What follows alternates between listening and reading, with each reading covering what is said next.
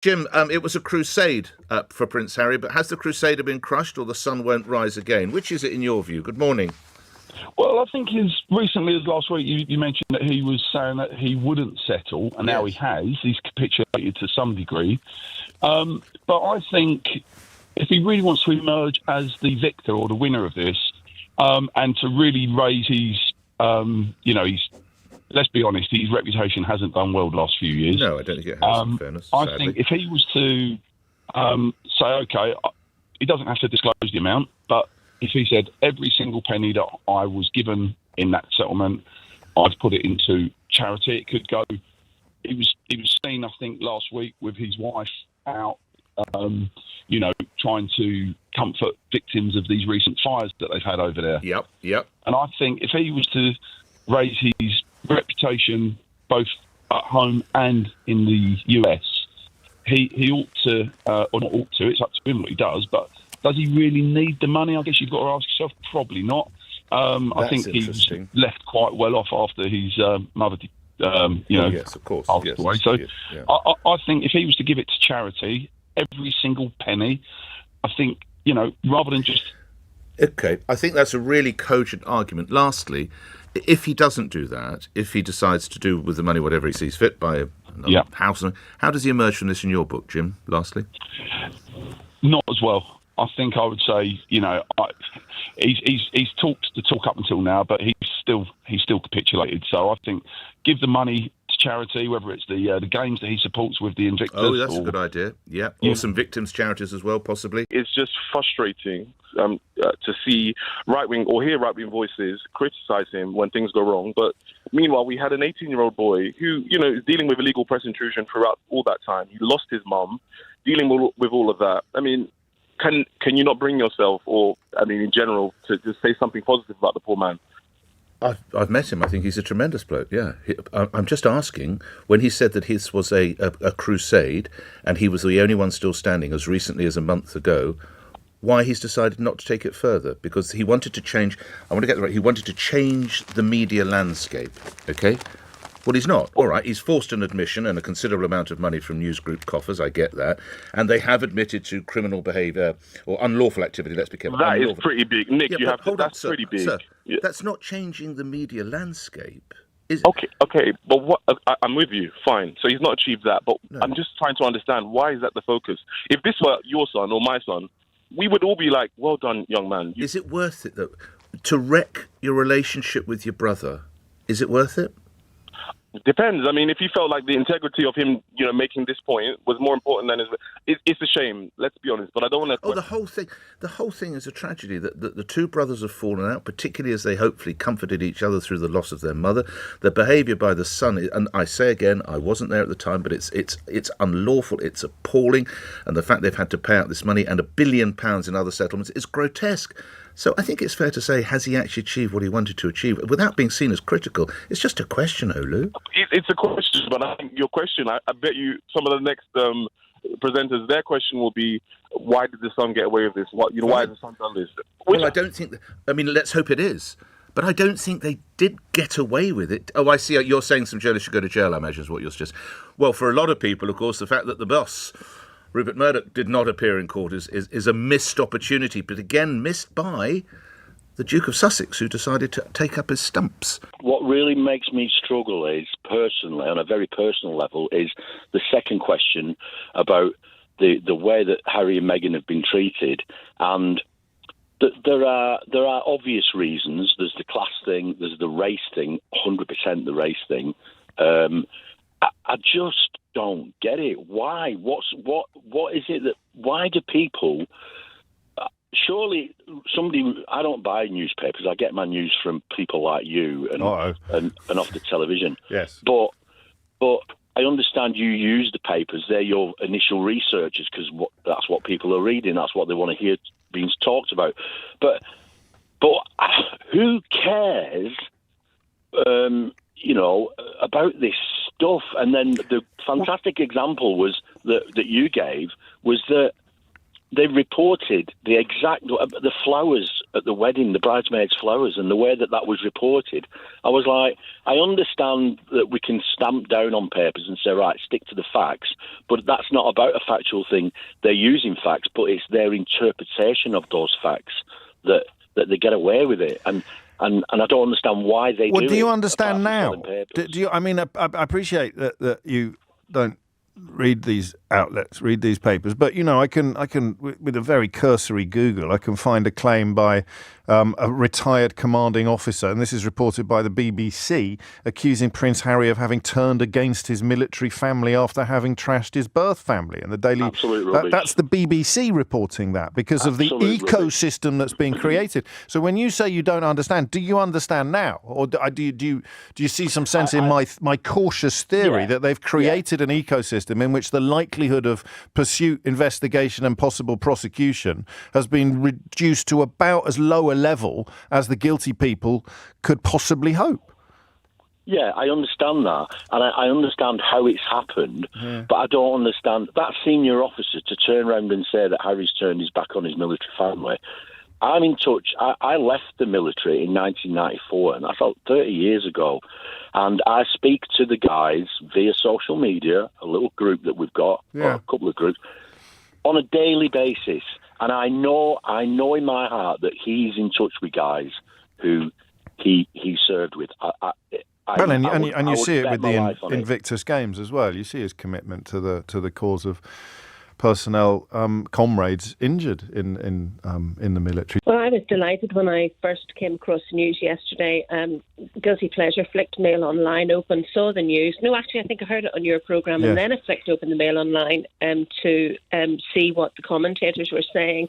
And to a man, all the commentators on the article were slagging off Harry and Meghan and saying he said he wouldn't settle, and now he's settled, and writing off what I heard of as an absolutely fabulous victory against the Murdoch press. And the reason I think it matters, and the reason I would like to see it taken very seriously in this country, not alone by the police, but potentially also by Parliament and Leveson too, is that Murdoch and his ilk demonstrate a complete absence of integrity in the British press. And they've made it their money-making activity to make the news rather than or just 50% money making, 50% influence peddling. Because quite a lot of these organs lose money, so it's as much about having the ear of prime ministers and having power over politics as it is about the bottom line. You see that on both sides of the Atlantic, of course. The reason I mentioned money making is I recall some of the conversations that went on when Murdoch was up against his own children in California trying to rearrange the inheritance path that was laid down in the trust. And the reason he expressed that he wanted to ensure that Lachlan would be at the head of news group was to ensure a more right-wing editorial style because it made more money for the group. So it's not... I mean, that's the core motivation. I'm just wondering how many people have just heard that for the first time. Yes, you're absolutely right. It came out in court. The reason why he wants to anoint one child over all of the others is because that child has bought in either to the ideology or to the economic reality that there's more money in promoting far-right adjacent rhetoric, as Fox News has taught them, than there is in any other mode of journalism in this in this so world. It's not actually, therefore, any longer journalism, as I learned what journalism was much earlier in my life. It's a completely different product altogether. And I fear that we're absolutely missing good quality journalism in the UK. And I think we therefore do need the essential civic organs and the organs of state to address that issue, because otherwise so many people, like those people reading the Daily Mail Online yesterday and commenting, are just being turned into consumers of this. And of course, there'll be social media will be full of similar bilge and quite possibly worse. And broadcasters will be joining in as well. Always worth checking which people offering an opinion in the public space have worked for Rupert Murdoch and for how long, and whether or not relations remain warm. But here's a question, Alison. In the context of media does it matter? Because the newspapers are dying. They won't be engaging in this kind of behaviour anymore. I will not be surprised, and Private Eye's very good on this week, if Harry and his wife now get a much easier ride from certainly the Murdoch titles. The case against the Mail, of course, is still outstanding. But going after them for the unlawful activity doesn't matter, because they are not the force they were when they did it. You know, look at Twitter now. Twitter, you can find anything on Twitter. You can find footage on Twitter of people waving at their grandmas, and that being cited as evidence that they do Hitler salutes as well. And Elon Musk is. So do you see what I mean? There are somewhat romantic idea of what the media represents and should be can be simultaneously true and redundant. And also potentially described as death by 1,000 cuts, death of public decency, death of integrity, death of standards, really worth following in a country that does appear to be in a declining state. For Prince Harry, this legal battle was never just about money. It was never simply about a settlement figure or a courtroom victory. From the very beginning, Harry described it as a crusade, a mission to hold powerful media organizations accountable for practices that had caused immense harm, not only to him, but to countless others. So when news broke that the Duke of Sussex had reached a settlement rather than continuing all the way through a lengthy trial, critics rushed to declare defeat. They claimed he had backed down. They argued that he had somehow abandoned his principles. But when you look beyond the headlines, a very different picture emerges. The reality is that Prince Harry achieved something many people once believed was impossible. He forced one of the most powerful media empires in the world to acknowledge wrongdoing. He secured an admission of unlawful activity and helped expose practices that for years had been denied, minimized, or ignored. That is not the profile of a man who lost. It is the profile of someone who challenged a system and forced it to answer difficult questions. What often gets lost in these discussions is the personal context. Harry was not pursuing this case as an abstract legal exercise. He was pursuing it as someone who spent much of his life under relentless media scrutiny. From the moment he was a child, he experienced the consequences of tabloid intrusion. He watched his mother, Princess Diana, become one of the most photographed and pursued women in history. He witnessed firsthand the pressures that media obsession can create. For Harry, this fight was rooted in deeply personal experiences. That is why many supporters see the settlement not as a surrender, but as a significant milestone. The critics focus on what Harry did not achieve. They say he wanted to transform the media landscape completely. They say he wanted broader reform. Perhaps that's true, but meaningful change rarely happens overnight. History shows that major reforms often begin with a single case, a single challenge, or a single person willing to stand up and say enough is enough. The fact that powerful organizations were forced to answer allegations and acknowledge wrongdoing is already a remarkable development. And yet, despite the seriousness of the issues involved, much of the public conversation quickly returned to criticizing Harry himself. That pattern has become familiar. Whether Harry launches a legal challenge, advocates for veterans, supports mental health initiatives, or speaks about online safety, there are always voices eager to question his motives. The same dynamic frequently applies to Meghan Markle. Time and time again, actions that would be praised when carried out by others are met with intense scrutiny when they involve Harry and Meghan. Many observers have pointed out this double standard. When Meghan supports charitable causes, headlines often focus on criticism rather than impact.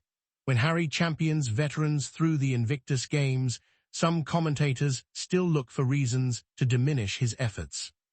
Yet the facts remain difficult to ignore. The Invictus Games have transformed countless lives. Veterans from around the world have spoken openly about how the competition helped restore confidence, purpose, and community after injury and trauma.